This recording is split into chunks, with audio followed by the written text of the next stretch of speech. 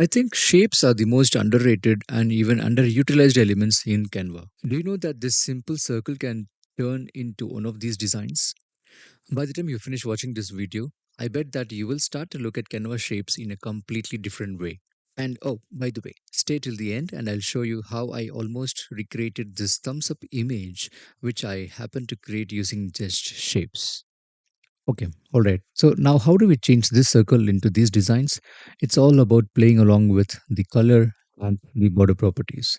So in here, this is a simple circle that we picked up from these shapes here. And if I have to change this into this one, you can see that the inside color is a simple color that you want to choose from here. And the outer ring circle is from the border color, which I chose the gradient from here. And the border properties are like a simple line with the border weight as 15. And you can play along with these border weight and these lines here to get these different variations of the circle. So this one has got the second line option and then the border weight as 94, and this has got it as border weight 50 with the dotted lines, and this one with the border weight of 194 with these three dot lines, and this casino chip has got border weight of 36 with these, and this has got 151, and this is again completely all the way till maybe 194, and then these three dots. One thing to note here is that when you resize the circle, the design tend to change and alter itself. So if you want to establish this same pattern at the same size, you might want to export this as an image and then resize it. Let's also see how we can make use of the shapes to modify our text to show some different colors. We can use shapes to fill in these holes within these alphabets just so that it appears a little bit different. And you can also see that this beautiful crescent moon can be created by overlapping two circles, by having the background circle with the gradient white color and then overlay another circle on top of it to see different phases of the moon. Just make sure that the topmost layer is the same color as the background color to achieve this effect. And we can also see that these are like mushroom lookalike images, but these are nothing but the arrows which is displayed with along the border weight and size.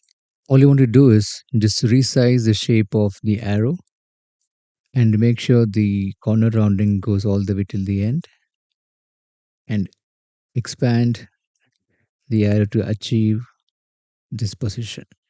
And remember to make use of the transparency property as well here, with which you can achieve different colors and variations, because when we overlap two different shapes or maybe the two same shapes on top of each other, we can achieve a different color altogether, like a Venn diagram.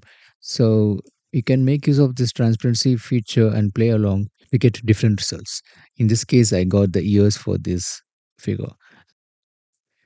And this is also a shape. If you see, I just played with its border weight and corner rounding with this dashes.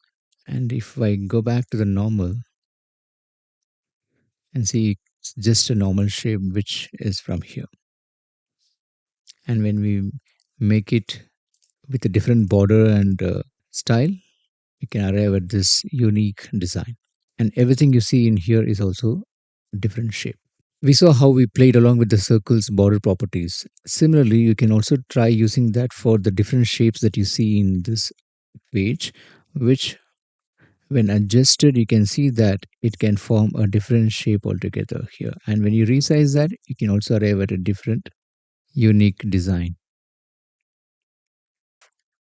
Next, now what if I tell you that this stick figure that's carrying this dumbbell is not a dumbbell at all? It is simply a straight line.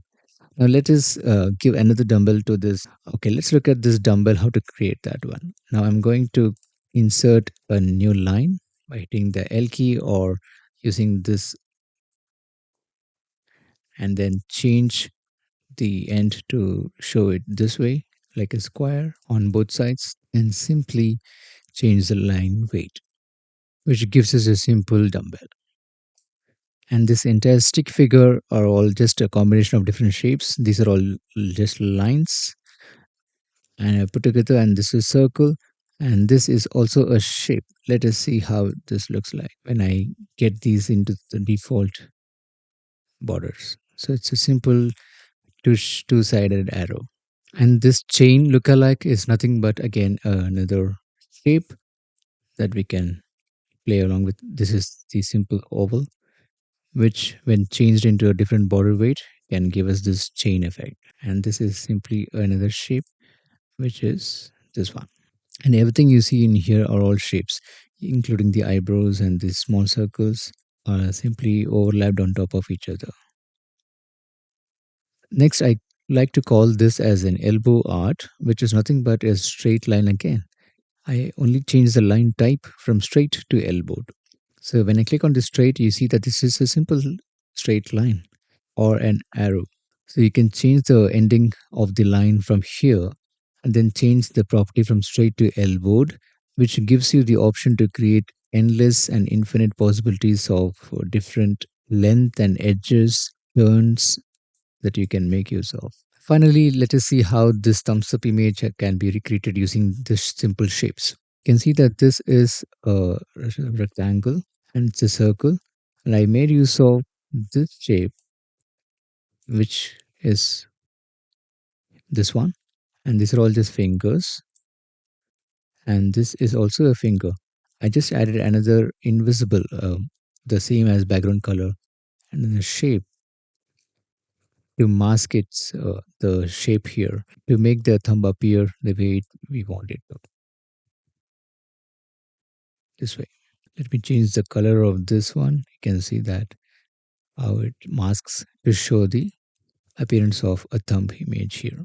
Now, as I said at the start of this video, I hope that you will start to look at canvas shapes in a different way and make more use of them.